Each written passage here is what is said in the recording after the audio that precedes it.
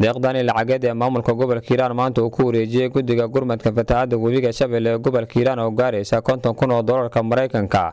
ayaa toddobaadyo ka hor waxaa maamulka hore ugu wareejiyay isla markaana iska soo ururiyay deeqdani lacageed xildhibaanada aqalka sare ee dowladda federaalka Soomaaliya waxaana maanta si rasmi ah maamulka gobolka Hiiraan ugu wareejiyay deeqdaasi lacageed guddiga fatahaadda webiga Shabeelle goobta lagu wareejiyay guddiga deeqdani lacageed waxaa goobjoog ka ah mas'uuliyiin ka kala tirsan maamulka gobolka kan degmada Beledweyne odayaal dhaqameed iyo marti sharaf kale gudoomiyaha maamulka degmada Beledweyne Maxamed Cismaan Cabdi Qalaaf iyo Faadima Qaliif Guleed oo ah gudoomiyaha guddiga haweenka uu istaagay caawinta dadka ay saameysay fatahaadda webiga Shabeelle ee gobolka Hiiraan ayaa kula dardaarmay guddiga in si cadaalad ah ay ugu qaybiyaan dadkii loogu talagalay deeqdani lacageed waxaan wareejin rabnaa lacag $50,000 ah lacagtaasi waxay tahay magaalada Beledweyne waxayna ka timid aqalka sare ee Soomaaliyeed lacagtan waxa lagu wareejinayaa guddiga gurmadka fatahaadka gobolka Hiiraan ee degmada Beledweyne guddigaas waxay isugu jiraan ganacsato aqoon-yahano culimaawidiin nabadoono iyo haweenka lacag la wareejiyo waxa ku muhiimsan in lacagtaas wixii loogu talagalay dadka ay gaaraan waa mas'uuliyad culus waa mas'uuliyad waxa adduunka saaran ka culays badan waa ammaano waxa inagu buurinaa kulay dad culimaha tihiin ganacsato iyo culimaawidiin iyo indheer garadkaas in lacagtaas si taxadir lagu suubiyo dadka dhibaataysan aqoonta curyaaminta dadka indhoolayaasha ah dadka naafada aan aadi karin ordi karin in lacagtaas ay gasho siiba aqoonta curyaaminta dadka da'da ah dadka bareeliska ah ee aan kici karin waxaan jeclaanay kasta yartaa oo la keenay in lagu sino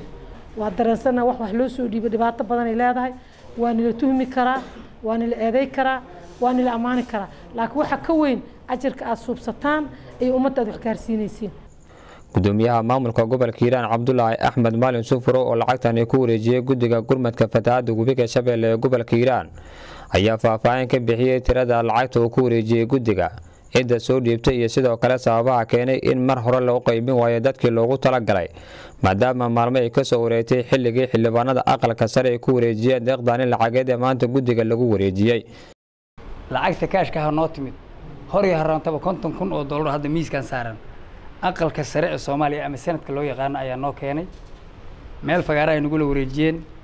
maanta waxaan fursad iyo jaanis u helnay inaan bulshada reer Hiiraan oo guddiga gudoomiyuhu uu hor u sheegay oo 5 qaybood ah odayaasha dhaqanka dhalinyarada haweenka culimaawidiinka iyo ganacsatada isku jira ayaan rabnaa maanta inaan ku wareejino bisabab marka inay waqtigan soo gaarto sababahaas waxaa ka mid ah in magaaladu kala xirneed oo aan bal isku gudbi karin marka annaga naloo keenay annaga maqsadkeena ma ahayn inaan ku tasarrufno aan lacagtaas annagu waxa laga bixinaana aan sheegno annaguna aan wax ka bixino annaguna aan dhiibno ma ahayn deeqaha aan maamulno waxay gaarayaan lacag milyan iyo $5,000 sida $50,000 ama $200,000 ka dambeysay ee naloo keenay focuska caalamka iyo Soomaaliya reer Hiiraan u saaran yihiin uma saarneen raashin deeqa oo la soo gaday ama baabuur saaran ama baqaar ku jirta oo intaan kaarkooda qaybino aan qofka annagu la siina aan juusina laakiin tan waa ka dhibnaatay waa lacagtaas marka waxa daba socoto fariintaas waxa noo soo diray aqalka sare ee Soomaaliya ergadii naloo ku soo dhiibay gacanta noo gelisay waxay yiraahdeen lacagtan ha laga ilaaliyo musuqmaasuq lacagtan wax kale lagu magadi karo looma isticmaali karo rehabilitation lacagtaas dadka baahan la siiyay bariisi baasiya iyadoo sideeda oo kaash la siiyay annagu marka risaaladaas iyo fariintaas la socotay ayaan lacagtii raacinayna $50,000 gudoomiyaha guddiga fatahaadda webiga Shabeelle ee gobolka Hiiraan Nuur Cumar oo kala wareegay lacagtan iyo maamulka gobolka ayaa qaar ka mid ah xubnihii guddiga oo goobta si wada jir ah uga hadlay ayaa sheegay in lacagtan $50,000 ay maamulka ay kala wareegeen si cadaalad iyo hufnaan ah ugu qaybin doonaan dadkii loogu talagalay anagoo guddiga fatahaadda guddiga gurmadka fatahaadda gobolka Hiiraan degmada Beledweyne waa la wareegnay kullayna meeshii loogu talagalay mari doontaa waxaan marqaati ka tihiin in lacagtiina la ku wareejiyay aqalka sare soo dhiibeen meeshii ay yiraahdeen lagu bixiyo ayaan ku bixinaa insha Allah dadkii loo qaybiyeen u qaybinaynaa annaga waxaan ugu wareejiyay hadii aan nahay guddiga fatahaadda lacag $50,000 ah oo ka timid aqalka sare ilaahay naguma ceebeeyo